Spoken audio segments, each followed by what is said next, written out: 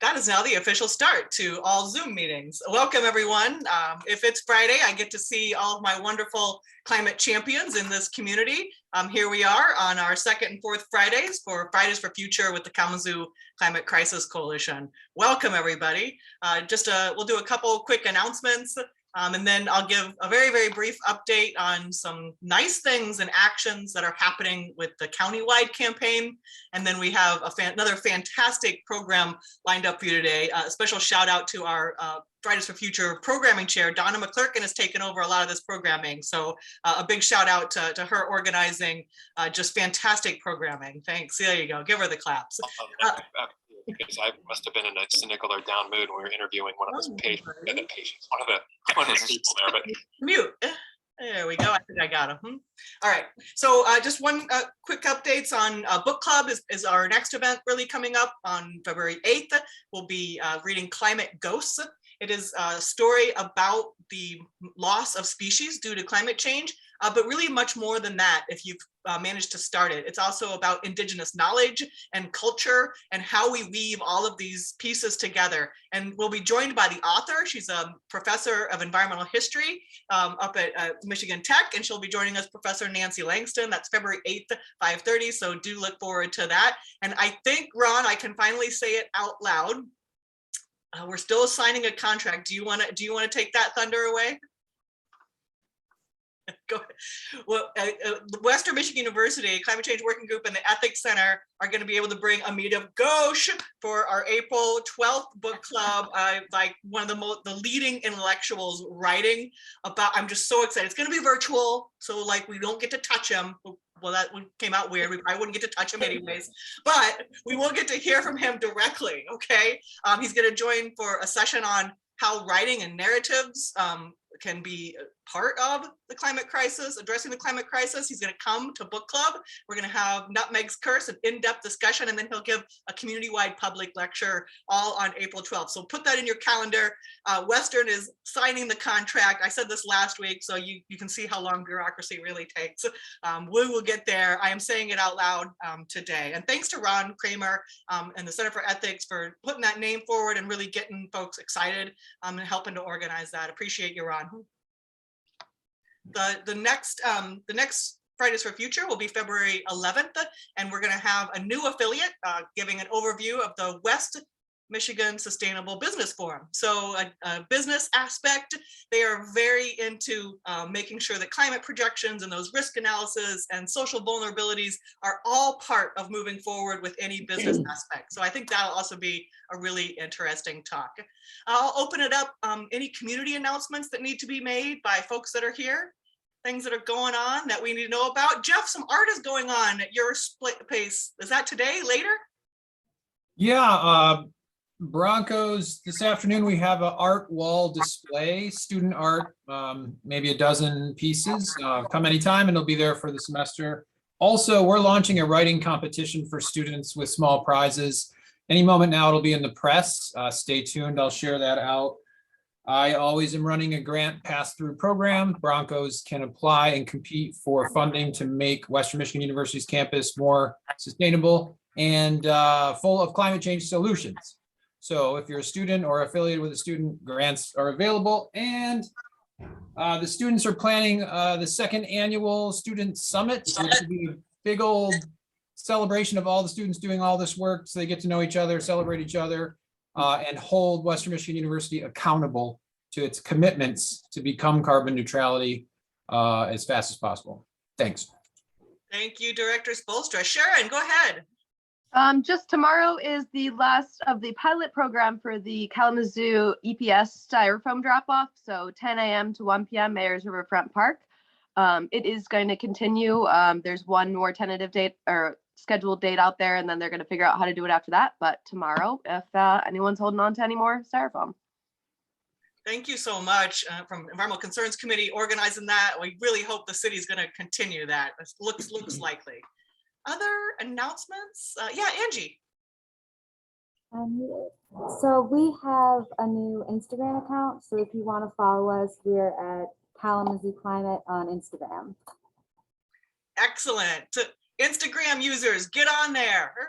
And Don and I were chatting earlier. We were at 999 Facebook users.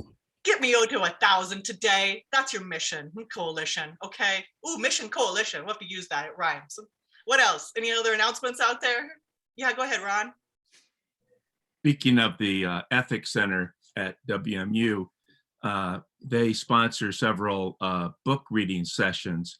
They do it a little differently. They don't just meet one time with a book. They usually schedule 3 to 4 different sessions over a book. They try to get a group together that then they provide free copies of the book to the first 10 people that sign up. So I think they have 3 different books that are being offered this semester. One of them is my book, Carbon Criminals, Climate Crimes. And I'll have 3 discussions with the folks that want to read that book. It's coming up, I think, in March 21st, 28th, and then I think April 4th are the sessions. So you can go to the WMU Center for the Study of Ethics website and find out about all the book club offerings that they have. Great, wonderful. If you have not read Ron's book or talked to him about it, Carbon Criminals, Climate Crimes is a must read in the Anthropocene. Ooh, another rhyme. I'm on a roll today. Other announcements? All right, let me give a very, very quick update on our county-wide campaign. I'll just share the screen here so we can keep things moving along. Again, I think most everyone here is aware, right? We are 2,000 members strong on an email, 999 on Facebook, and we need to be further realizing our mission for collective action. And so we are organizing a campaign to educate newly elected officials since the 2019 climate emergency declarations, to hold folks who have made climate emergency declarations accountable, create some more declarations, and really start to focus on area-wide climate action planning, and in hopes of having a county coordinator to put all of these different actions and efforts into one unified plan. If you haven't already, and Donna is going to help me out in the chat there, if you haven't already filled out our contact database form, asking you for your email and phone and how you like to be contacted and where you live so that I can help put you in the right geographic political district, please fill that form out. We're up to about 70 different folks, but that's still, that's a lot, but I would love to have more folks give us that information if you're willing to contact elected officials. And I'm putting people into smaller groups so that they can work together and go address their own governmental units. So we're organizing that again by those different political districts. And again, you all are going to be great political science students in Kalamazoo County, because now can answer that there are 24 governmental units here in the county, and all of them really are at a different stage, right? So, it's a Fridays for the Future thing. Someone go ahead and mute themselves for this. Thank you. So all of these governmental units are at a bit different stage, right? We know that the county, Kalamazoo Township, the city of Kalamazoo, and the city of Portage have all already declared a climate emergency back in 2019. And so the ask there is going to be to support the climate action planning that is going on in those communities. And again, to work towards a county-wide coordinator, AKA a climate czar. In all of the other units of government, we're asking for any climate action. A lot of times folks pass an emergency declaration first and then they do planning, but it really doesn't matter where you start. We are really looking for action in all of these communities and for coordinated action. And so that's why we want to organize into these smaller groups based on where you live and who represents you, so that we can know our audiences and present the right information and get the right ask together for each one of these units. And I have just a few fun updates.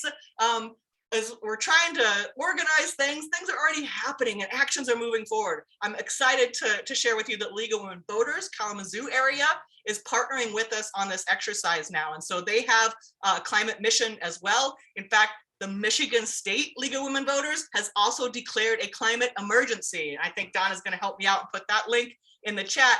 The League of Women Voters, right, like us, is a nonpartisan organization that has climate as one of its major goals, though. And these are experienced folks who know how to work with governments. And so I'm so excited that their members are going to join our members and to put together those small teams to be contacting all of our local governmental units.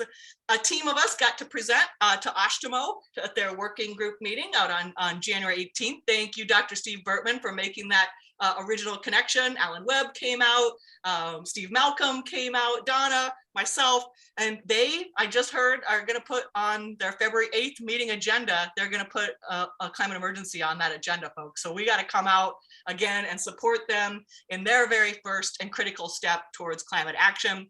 If Tom Hackley is out there, I didn't check. Tom Hackley out in Texas Township is just doing all of the work and has been to several meetings to start to prime Texas Township for this very thing. We've only got a couple other residents in that area, but we're going to be able to present to their board at a working meeting. If you're not familiar with that, most boards have kind of a work session before they have their public meetings. And usually things go through that process of a work session before it becomes a formal agenda item. And so we're going to have an opportunity February 14th or February 28th, we'll be scheduling. So if you know anyone else who lives in Texas Township, it's always great to have residents speak to their elected officials at these events. And lastly, Kalamazoo Township, we've of course already declared a climate emergency in my own township, the very first one. We're working on a climate action plan. A draft plan was presented to the board just this past Monday on January 24th, and there were some questions and some revisions are going to have to be made. And so the Kalamazoo Township group will be back at their working meeting on February 14th. Valentine's Day is going to be busy for the coalition, it looks like, and looking at my slides. So those are my quick updates. Again, fill out the contact form, get together with your folks that you are the constituents, and let's get our voice heard and let's get some climate action throughout the county moving. So with that, I am going to turn it over to Donna McClurkin, our chair of communications, and she's been organizing all these fabulous programs recently to introduce our great speakers and guests for today. Hi, everyone, and welcome. I'm thrilled to announce that we have two guests with us today to talk about their anti-racism journey at the People's Food Co-op. And the first guest is Liis Lahti, who is the co-executive director of Erase. And we're going to be hearing from Liis about what Erase does. Liis's pronouns are they, them, and he, him. And also, I'm pleased to introduce Chris Dilley, whose pronouns are he, him. Chris is a dad and a husband, and he's been involved with the co-op for nearly 25 years and 18 as a general manager. He loves his job. If you've ever been to the co-op and interacted with him there, I'm sure you know that. Chris has several hobbies. He likes to read, write, study Chinese, cook, and play board games. And I have a little anecdote before I turn it over to Liis first to tell us a little bit about Erase. Many years ago, I heard Chris say something that I've thought a lot about, which is that curiosity is a value. I love that. And so it's within that spirit that I am thrilled to welcome both Chris and Liis, and looking very forward to this sharing of their wisdom and their stories. Thank you. Thanks, Donna. I didn't provide Donna with a little blurb about myself, so I'll say that before I talk about Erase. My name is Liis, pronouns they, he. I have a couple of young kiddos. They're 3 and 7 now. What else would I say about myself? I love being outdoors, and I think one of the first passions I had was for environmentalism. I think I joined an environmental group when I was in 5th grade. So that was a while ago. And I'm also a trans person. So you notice my pronouns are they, he. That is a big part of my identity. And if I just get it out there, then I don't have to worry about people wondering about it. So that's helpful to me. And I'm just, whenever I look like this, I'm looking out the window at the snow and the sun, and it's really calming to my whole self. So that's a little about me. About Erase, we are a nonprofit in Kalamazoo. We've been around a little over 20 years. I've been involved with Erase for a little over 10 now. And the main thing that I would say in my words of what Erase does is we try to get folks to shift their understanding of racism from an individual understanding to a systemic and structural understanding. So it's not just how one person treats another. It's so much, although it is that, right? It's so much about systemic and structural and institutional, misuse of power. And so that's the way that that I would describe what Erase does. And the main thing that we're known for is workshops. We offer a lot of workshops to help folks understand systemic and structural racism. So yeah, and then I'll pass it to Chris to talk next. Thanks, Liis, and thanks for the nice intro, Donna. And so thanks so much for having us here and inviting us to be part of this conversation today.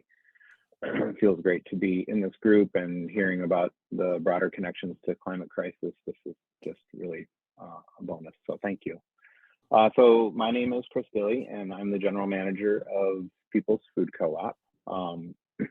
We operate PFC Natural Grocery in Dilley on Harrison Street, and we operate the Kalamazoo Farmers Market on Bank Street, which is returning to Bank Street this season. Very exciting. PFC exists to build and nourish an equitable, resilient community. And I just put our latest ENDS report. So ENDS is our, that vision, that direction, that big direction that we're headed. And the 2020 ENDS report, I just put a link to that in the chat. I'm also putting a link to our anti-racism transformation team page in the chat as well, so you can learn a little bit more about that. We, as an organization, we're a grocery store, we're operating a farmer's market, we're engaged in food and food systems, and we're engaged in that in ways that are about justice for the planet and for the community.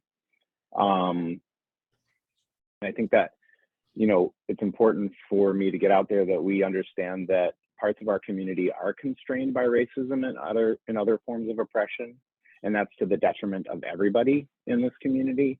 And when I think of a community that's nourished and supported equitably, I think that community can really begin to bring itself fully to the biggest challenges of our time. And certainly climate is a huge part of that. And so when I think about anti-racism work at PFC and food systems, and I think about how we are encumbering a community, so many important parts of our community from really participating in this work. And so that's really a motivator for me and why we're here in this conversation at all. Thank you. Back to you, Liis. No, to me. It's to me. History of PFC. Sorry. Back to me. Thanks. Okay. Thanks, Chris. All right. You can see this is well polished presentation here. We at PFC want to give you a little bit of our history and some of the things that have led to anti-racism work at PFC. So in the Wayback Machine, we started as a project of students at Western in 1970, looking to address the commodification, I think, largely of the food system and the bleaching and literally bleaching and stripping of nutrients from our food, and trying to create a place and a system where people could get access back to like whole grains and more nutrient dense foods. That really looked like buying club, largely a buying club. I've heard many tales, maybe from some of you in this virtual room, about the beginning points of PFC of the food co-op being on somebody's front porch or in the living room, bags of grain, come in, scoop what you need into your own containers, leave some money on the jar, and so on. And I love those anecdotes. I have no idea how much of them are actually true, and that's okay. That doesn't really matter. I think the fable of the construction of PFC is wonderful in all of its different stories. I do know that we've had several locations between the north side and the south side starting in 1970 through 1976. I do think in 73 was our first commercial storefront at Rose and Baroque. It's that, I think it's I don't know what it is right now, but it's been a church building and other things. If you head south on Rose Street, you have to veer to the right to avoid running into it, and that doesn't always happen. People do run into that building, I think.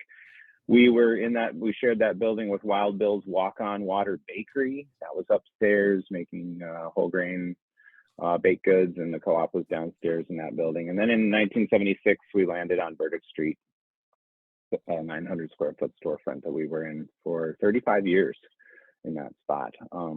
We sourced product from Eastern Market, local farms, and I understand would run over to Harding's and buy things that were on sale and resell them at the co-op. All good strategies. And definitely from the tales that I hear, I understand that success at the co-op really ebbed and flowed with the tides of what I think of as sort of me generations and me transitions into we transitions, right? There's times when we as a culture feel like we're really focused on individualism. That is definitely true of our culture in general, but then there are times when we swing into these we times where we do think more collectively. We do try to approach problems more collectively. And I think the co-op has always thrived in the we times and struggled in the me times. We definitely began to gain some momentum in the, once again, in the late 90s. We did almost go out of business a couple times. I do remember being at a well-attended potluck at the castle, Henderson Castle, to discuss whether or not we were going to accept our success as a movement, organic products being in Meyer and other places, and accepted that meant our demise as an organization. And we ultimately obviously said no to that. We were going to stick it out and try to figure out what was next for us.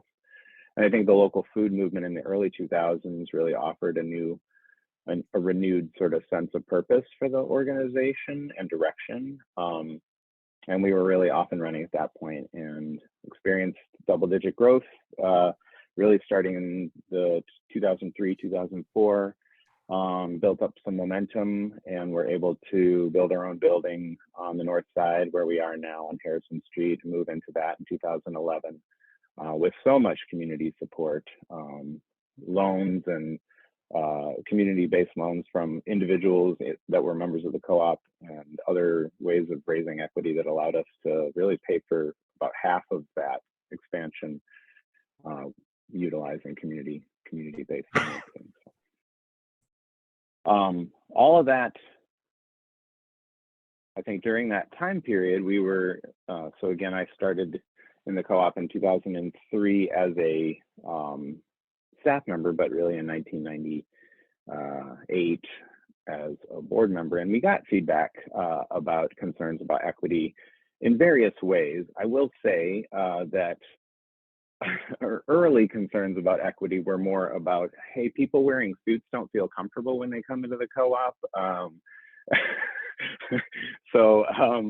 So maybe we should try to do something about that. It's kind of a weird hippie store, like those kinds of, I'm sort of putting equity in quotes in a sense there, but it's true. We were getting that kind of feedback, like if the suits don't feel comfortable, then what are we doing here? I think we deserved a lot of that feedback as far as like being judgmental, sort of as an organization and as a food movement. I think that is all very fair critique, and I think it's really relevant to the a more to a broader sense of what are we trying to do from an equity standpoint as well. We did get some offers and sort of more specific feedback in more like 2007, 2008, where one person offered to do some facilitated conversations with PFC about equity and about the customer experience, and how we might think about how the ways in which we're being or acting that are keeping some people away from the co-op. I thought that was really appreciated and helpful, and it was really, in a way, kind of a beginning of a thread that helped us down this path. And then somebody, I can can remember very specifically standing out on the front sidewalk at the co-op and somebody saying to me, you know, what do you think about these critiques of local food as being, you know, really white, inequitable, we weren't using the word equitable at that point, but like a really white thing, you know? And that led me to an article that I think was really, you know, important for us. And that was Joan Guthman's If They Only Knew. And it's a great, I've read multiple subtitles for that, but the one that stuck with me is The Unbearable Whiteness of the Alternative Food Movement. And really looking at food co-ops, looking at the farmers market movements, the development of these spaces as being coded as white spaces. And what does that mean? And like, how do we think about, how do we understand how we code spaces as being, you know, white? That was all really important stuff, I think, beginning points for us in this journey of understanding race and other oppression and how that impacts, keeps us from being really fully able to do what we want to do. I think specifically thinking about sort of the save, fix, and help mentality that well-meaning communities, primarily of white folks, have when we're trying to, you know, address big challenges as a community. And I definitely, having been involved in environmental movements as well, feel like the same kinds of critiques are very, very, very relevant to us, right? As in these spaces and environmental spaces as well. And we really, we're trying to engage with that as far as growth, knowing we were moving to a new spot, knowing that it was in the North Side neighborhood, or at least on the edge of the North Side neighborhood. You know, there was this sort of like sense that was let's see, a lacking of real understanding or clarity, but there was a sense that something was, you know, needed to be examined more in that. Yeah, and so that's where I'm going to hand it to Liis. Oh, I've had so many ideas of things to say as you were talking, Chris. First, I want to say I'm so happy to see that I know so many folks on the call. It shouldn't be a surprise to me, but I was just excited about that. I started shopping at the co-op right around the same time, I guess, that Chris started working there. And so, you know, I started as a neighbor. I lived just down Burdick Street on a little side street, and I would walk to the co-op nearly every day and walk past it every day to go to work. And so I have, you know, a long history with the co-op too. And I joined the board, I don't remember what year. I wish I could, but it was probably around 2006 or something like that. And I ended up being the board chair before too long because nobody else wanted to do it. And I had time. I had graduated from Western. I had time to do it, and I had some leadership abilities. And so I was the youngest board member, and I ended up as the board chair. And in 2009, I attended a workshop with Erase, and I came back to a board meeting after that workshop. That was my first introduction to Erase. I came back to a board meeting and I said, we have institutional racism at the food co-op. And the very first thing that someone said in response was, no, we don't, because he felt really like personally hurt to hear such a terrible thing said about a place that he loved. And I could relate because I loved the co-op too. I always have, I still do. I love the co-op. And that doesn't mean that we don't have anything to work on, right? And so that's how that story often starts. And then we kept talking about it. It didn't end there. You know, I kept, I was the board chair. We were lucky to have a consultant with the food co-op that was really encouraging of me to lead and to bring my passion into it. And since my passion was was growing in the direction of anti-racism, she said, yeah, you gotta talk about that at board meetings. And so I brought it up every single month for a long time and started, immediately inviting others to take part in the workshop that I had gone through, because it changed how I understood our organization. It changed how I saw the world. And I knew if I had that experience, that maybe if others went through it, maybe they would have that experience too, and then we could do something together. And I don't think it was too long before Chris Dilley went to the workshop, and several other board members, and we started growing a critical mass of people who had shared language and understanding of what we were talking about. So it wasn't just one person saying, hey, there's racism here, and everyone else saying, no, that's terrible. Why would we talk about that? We're nice people, right? We've been inviting people to come for so long, all of that was sort of happening.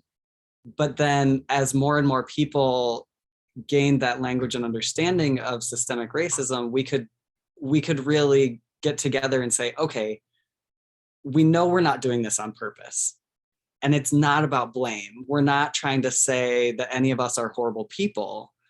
What we understand is that we've learned to be a certain way, and we've shaped our organization that way. It was sort of like we inherited our organization in a certain state. And now what are we going to do now that we understand some of the problems, and we're going to take some responsibility. So that's some of that start. Do you have something else you want to add, Chris, at this point? No? Okay, well, I'll keep going.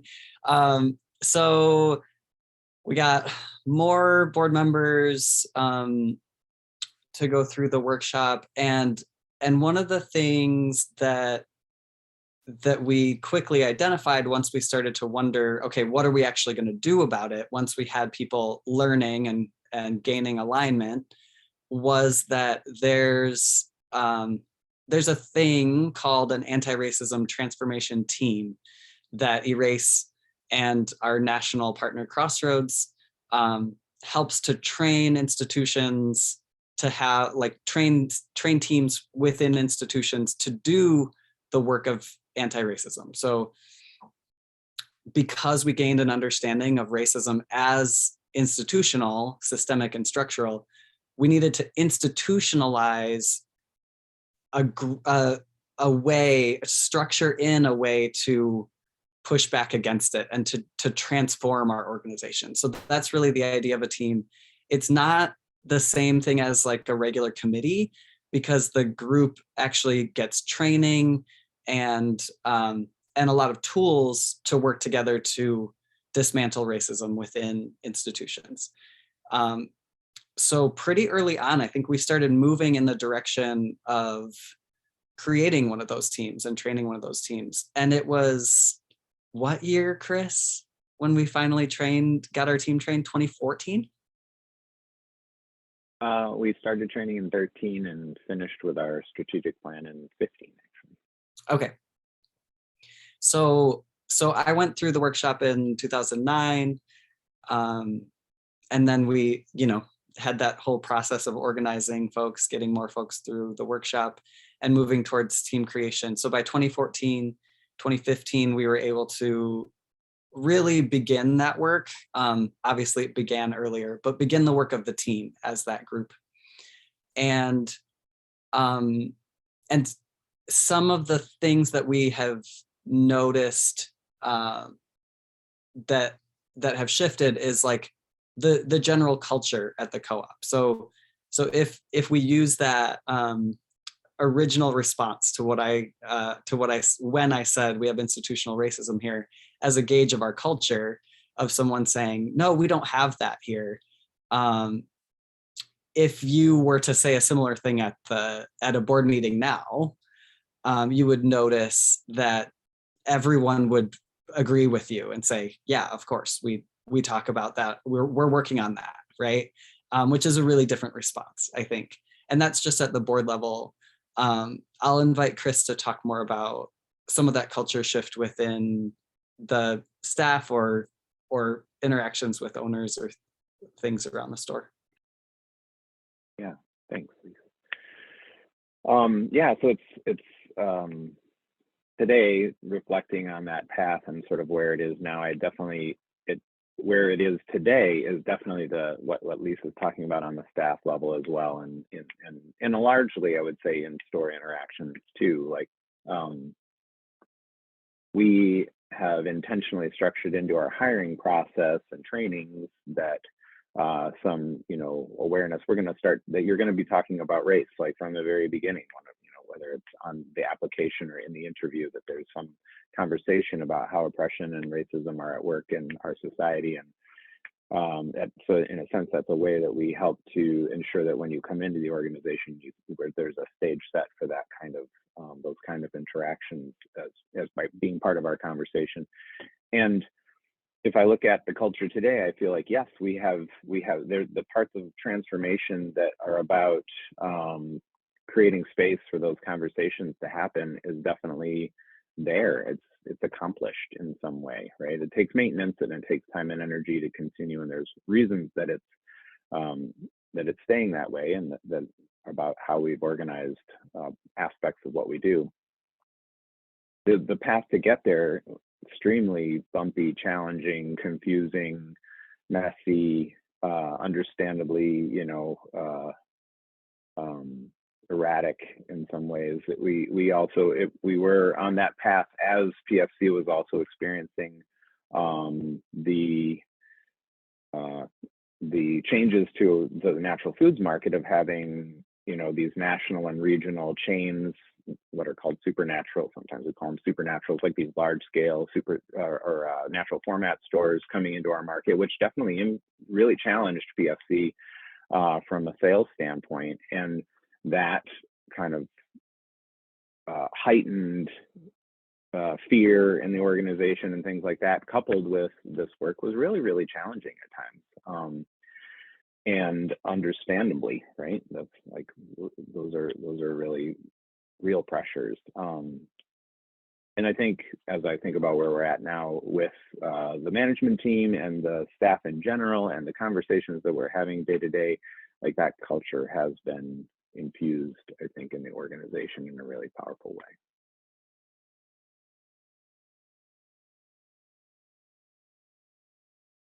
So, yeah, Liis.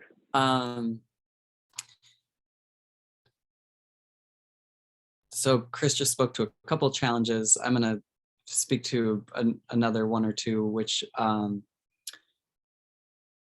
talked about. We train this team. We're doing the work of anti-racism within and at the co-op, and also there's been a lot of periods of like,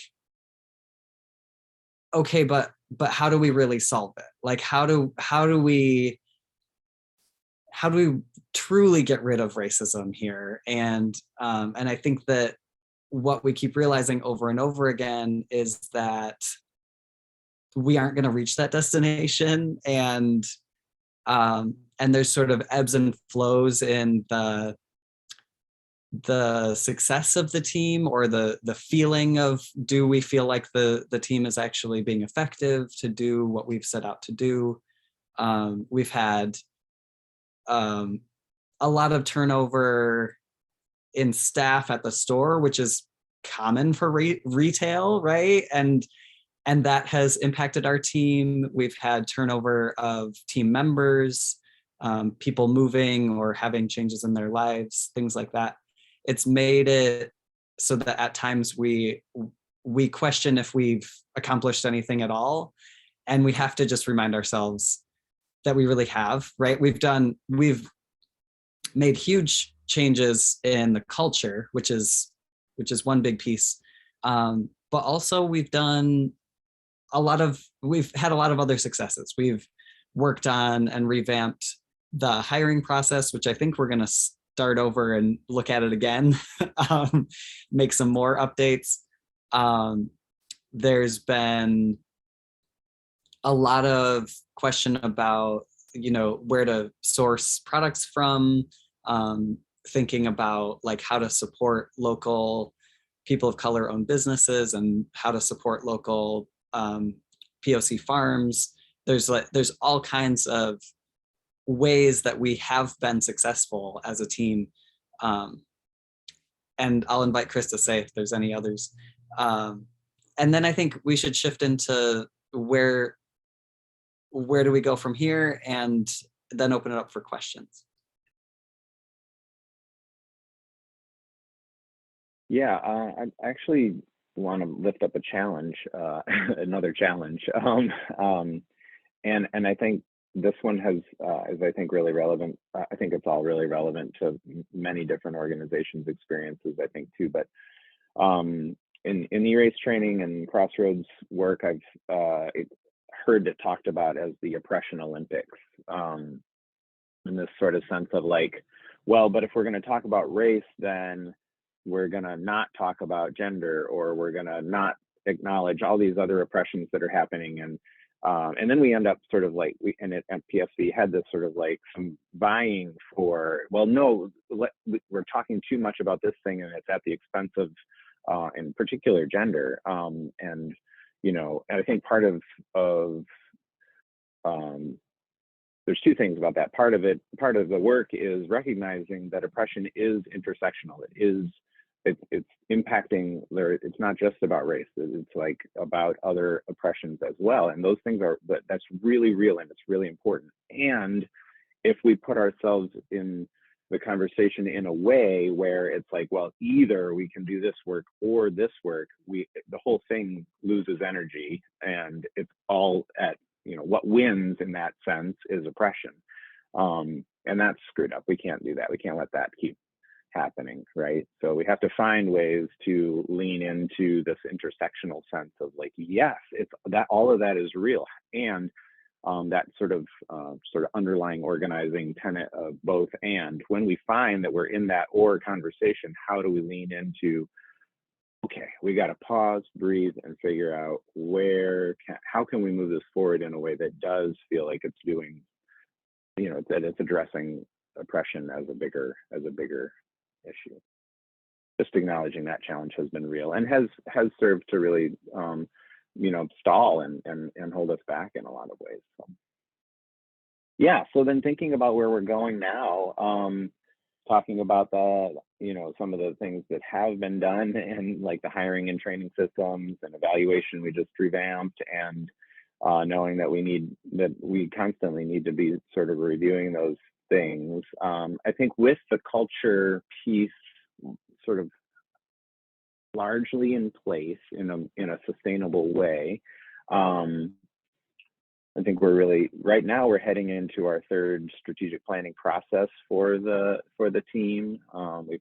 We launched with one, we had another sort of like mini strategic plan in the middle, and now we're really intentionally putting resources and time into building another 3 to 5 year strategic plan for the team, in particular for the anti-racism team. And I think about it a lot of like, how do we structure in bumpers or guardrails to really move us to say, build equitable outcomes into how we operate. So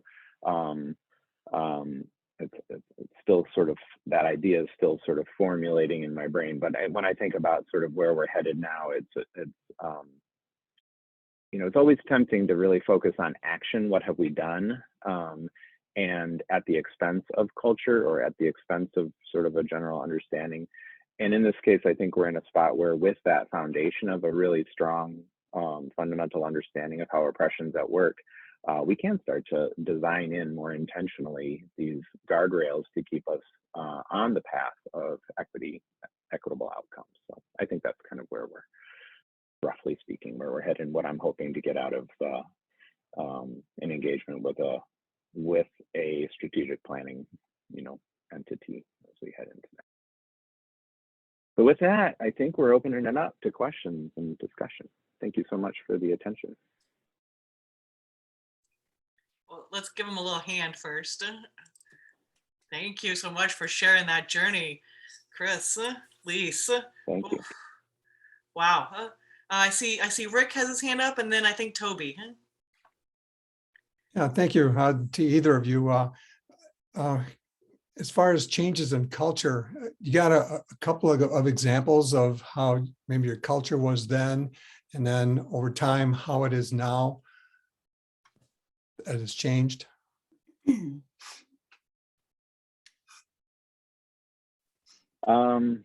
Yeah, good one. It is, I'd say the big thing that I would point to is that I think often discussions of racism, especially because they're so uncomfortable, are just sort of left out. You know, we just sort of avoid them. And I would say we just don't avoid them. I think that's the culture, the biggest cultural shift. We just don't avoid them. They're not any easier sometimes, you know, most of the time, but we just don't. We just have a culture where we're going to engage, and where somebody feels like something's not feeling right, they're going to say it, largely. Liis, what would you add to that? Yeah, I would say that, sometimes it's really hard to articulate, and I've had a tough week too, so it makes it harder. But what I want to say is there's something about when one of the things I have learned is that when white people show a willingness to actually just acknowledge that racism is real, it can change the feeling of like how inviting that group of white people or that organization is to people of color. And so I know you didn't say, hey, can you come talk about how we can get more people of color involved in our movement? But that's a question that I have always asked myself about environmentalism.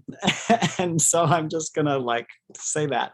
And so that's something that I've learned, you know, over the past 10 plus years being really engaged in anti-racism, is like sometimes just acknowledging the reality of the problem is huge. And I think that culturally PFC does that now. We bring it up, and I would actually disagree with you, Chris. I think that the conversations do get easier, even when they're still hard. I know that I have been practicing for years to have those conversations, and with years of practice, now I can let go of some of that, like feeling like I'm being accused when someone critiques my organization, because it's not actually about me. And I think a lot of white folks at the co-op can feel that same way now and say, okay, they're not talking about me. They're not blaming me for racism. When someone brings up something, it's because we want to talk about it and we want to do something about it, not because I have a personal flaw. Like, we all have that flaw. We all have some prejudice, right? So I don't know if that adds to it much, but. It really does. Thank you for that. And we recognize our unbearable whiteness in this space, Liis. So I had Toby, and then Donna has something in the chat, and then Tim. Go ahead, Toby. I would like you both to talk about cooperative economics that the PFC is committed to, because to me, that's a very valuable part of how you're countercultural. And I think that the fact that you do cooperative economics instead of the capitalism, the version of capitalism we're so steeped in here, is really important, because capitalism and white supremacy and internalized racial superiority, all that is very connected to extracting resources from free labor and natural resources, everything that is destroying the climate, the Mother Earth. So would you explain what cooperative economics means to you? Because I think you're far ahead than compared to a lot of other places. I'm a big co-op fan. I've got my hoodie on. Toby is a big co-op fan. Thank you, Toby. Yeah. I'll speak a little bit to that. And you just talked about resource extraction. I think that's a big fundamental element of that, right? And wealth in particular, you know,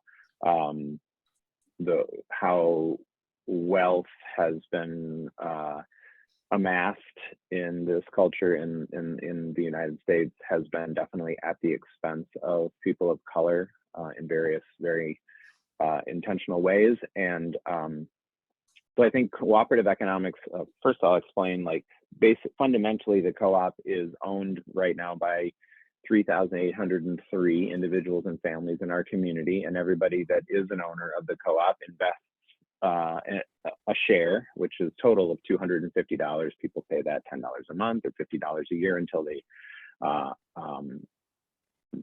fully paid in.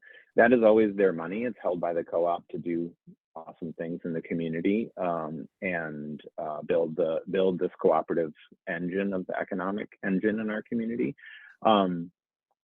And then if the co-op's profitable at the end of the year, we can return some of the profits to owners based on how much they shopped. That's the fundamental of it. And that wealth redistribution in our community is part of that. I mean, grocery is a very small margin business, so you're not going to get rich by getting a 2% rebate at the end of the year because PFC had 2% profitability this year or something like that. But we are intentionally saying if we invest in our community, there is a benefit to us in terms of that comes back to us economically for that investment. So there's so much more to it, but I know we don't have a ton of time. So please, would you add anything to that? Cool. Thanks, Toby. Yeah, thanks for that question, Toby. I'll read Donna's question in the chat, and then I'll get to you, Tim. Because Donna's question is my question too. First, can you speak to your decision about where the co-op is located on the north side, which is nice and convenient for me. But then also back to this question of the climate activist movement. Again, we recognize our unbearable whiteness. We are overwhelmingly white even here today. What would be your first step advice for that? So first, the north side location of the co-op, and what first step advice might you give to us?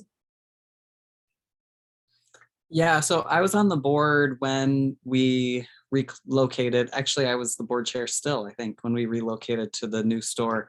So I was really involved in that.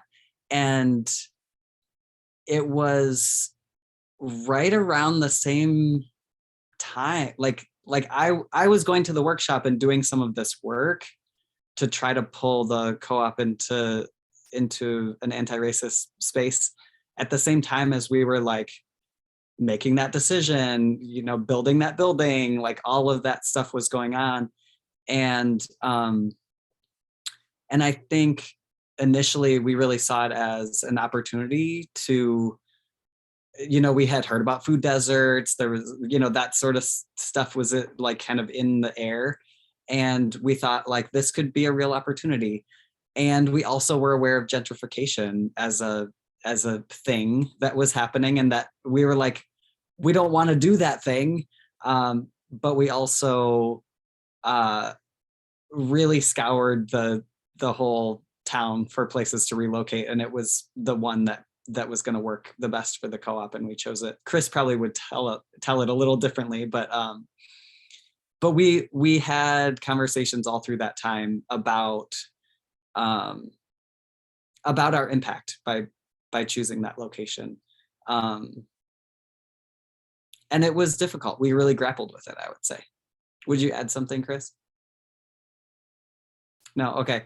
And then I'll shift to the second question about lots of white folks.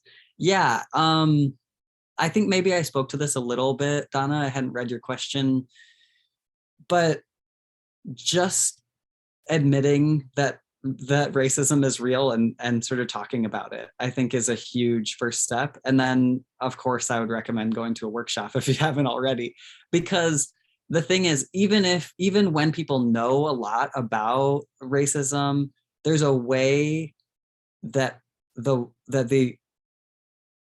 our longer workshop at Erase, what we call the analysis workshop, really puts it into like an arc of experience that you can, that a lot of folks, I will say, a lot of people can shift their understanding to seeing it a different way once you go through that workshop. It's really been designed to get folks from point A to point B to a place where you can start to engage more deeply in those topics. Well, and so huge shout out to Erase for offering all of the training and programs and workshops that you are doing here in our community. It's just such a resource for all of us. And there are several other organizations too. We'll try to post some of those out when we share this talk. Go ahead, Tim. What you think? Okay, thanks. Perhaps I wasn't paying attention, but I really didn't hear very much specific about what your specific goals are. It seems to me the most obvious would be that you would have more Black employees and more Black customers. And pardon me for a two-part question. The second part of my question is, and you also have to forgive me that I'm not one of your customers. I shop most often at the Hardings out on West Main, and there are regularly Black customers, and they have a significant number of Black employees. Perhaps you can take advantage somehow of their experience or that of the Rose Street Market, where of course the majority of customers are Black, but there's a small percentage of white customers. I do shop there occasionally also. So have you thought about looking at their experience?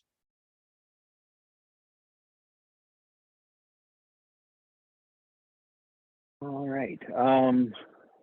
Well, let's see. I guess when you talk about the goals of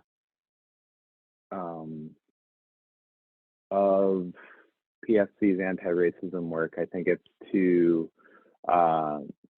shift our understanding of how food and food systems are negatively impacted by systemic and structural racism, and that harms everybody in our community and reduces the benefit to the whole community. When we look at, in my experience, having sort of prioritized at times having people of color employees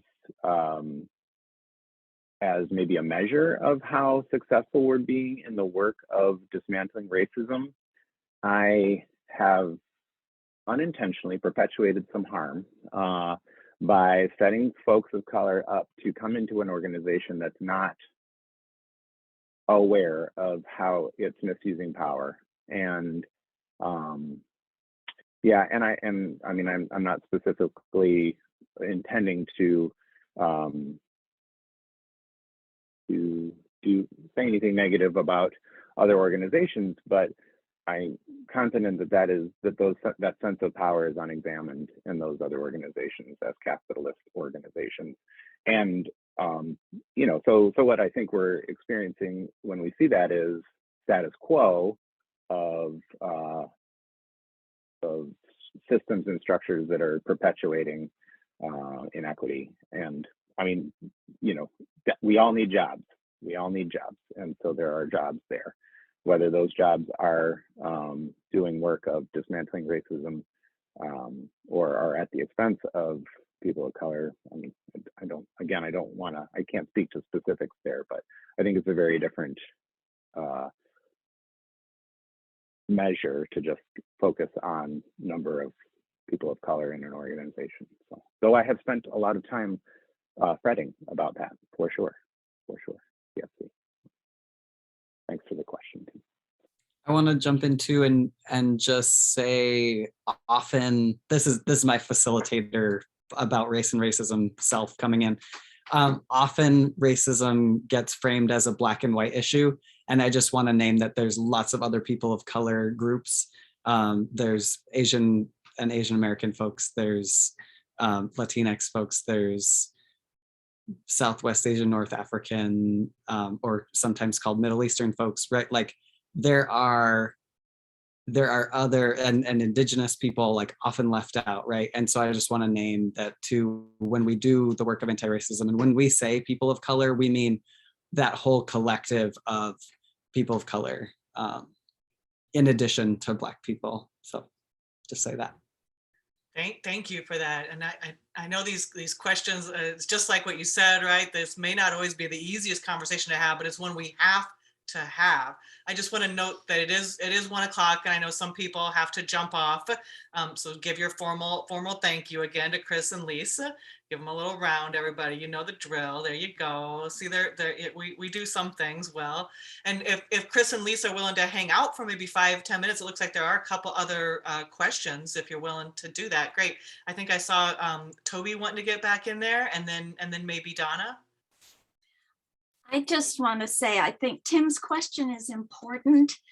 And I think we have to remember that what Harding's sells is the major brands that everybody in the United States gets a lot of advertising about. And they also cater to people's addictions to fat and salt and sugar, etc. At PFC, you can't buy Pepsi-Cola or Coca-Cola. And many more examples like that. One of the reasons I shop at PFC is I know I can trust the food there. It's not gonna hurt me. And that's why I'm 105 and you would never guess it, right? She's still 29. You're 29. Come on, 29 forever. Thank you for that, Toby. I'm sorry, were you finished? It was just too good of a comment. Go ahead, Donna. Yeah, so I just want to say that so I've been thinking a lot about Adrienne Maree Brown and this idea that, with white privilege, we focus on outcomes. I understand that you're running a business and that you have to focus on outcomes. I totally get that. And it occurs to me that I've attended erase workshops, they're phenomenal. But I've not been privy to the goings on inside the co-op. But it occurs to me that part of the initiative, maybe a big part of the initiatives is self-transformation. In other words, if we transform ourselves, if we transform the way that we see these issues and we experience these issues, and are able to see the way others, as Chris has said a couple times so eloquently, that this oppression harms all of us, then I'm not saying the rest of it takes care of itself, but we only have so much we can control. We can only control ourselves. So just personally, that's been very meaningful. That information feels like it's resonating with me in the context of this conversation, and I appreciate being able to share it. Yeah, thanks, Donna. I think that's so true. And I would add to it that we can only control ourselves and our institutions, right? Like the places where we actually have some power and some, like, where people know us, have a relationship with us, respect us. If we're board members, if we're employees, if we're volunteers, if we're shoppers at any of the places where we spend our time in our lives, we can transform, we have an impact to transform those places. And that's one of the big messages, I think, the takeaways from erase workshops is like, yes, internal and like individual and all of that work, like, so important. And then if folks who are doing that work get together and do something together, there's a huge impact that can be done within the co-op, within any organization or institution. Oh, what a great, I think, final comment to end on, to uplift us. And I'll just remind everyone here, right? The mission of the Kalamazoo Climate Crisis Coalition is to mobilize collective action for the immediate and drastic reduction of greenhouse gas emissions, but through a just transition. And we are trying to articulate that. And I feel like I still know a lot more about how to address greenhouse gas emissions than I do about how to address a just transition. And I feel like we just have so much work to continue to do together on that piece. And I would just echo our speakers today. If we're not working on the justice piece, we're also not addressing climate change. And thanks to the, I see you nodding, it's really hard for me as an action person to focus that much on process and culture. But I am committed to doing that work with each and every one of you. And I just love the examples and your attitudes and the journey that you are on. Thank you so much, People's Food Co-op and Erase, for joining us for a really important discussion.